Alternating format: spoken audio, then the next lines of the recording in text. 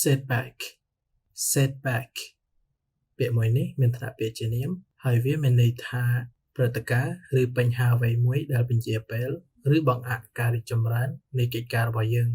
ឬអ្វីដែលធ្វើឲ្យកិច្ចការរបស់យើងកាន់តែអន់ថយឬអាក្រក់ជាងមុន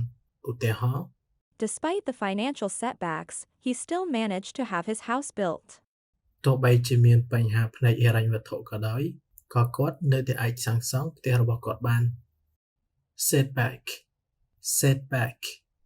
ពាក្យមួយនេះមានថ្នាក់ពាក្យជានាមហើយវាមានន័យថាព្រឹត្តិការណ៍ឬបញ្ហាអ្វីមួយដែលបញ្ជាពេលឬបង្អាក់ការរីកចម្រើននៃកិច្ចការរបស់យើងឬអ្វីដែលធ្វើឲ្យកិច្ចការរបស់យើងកាន់តែអន់ថយឬអាក្រក់ជាងមុនឧទាហរណ៍ Despite the financial setbacks, he still managed to have his house built. ទោះបីជាមានបញ្ហាផ្នែកហិរញ្ញវត្ថុក៏ដោយក៏គាត់នៅតែអាចសាងសង់ផ្ទះរបស់គាត់បាន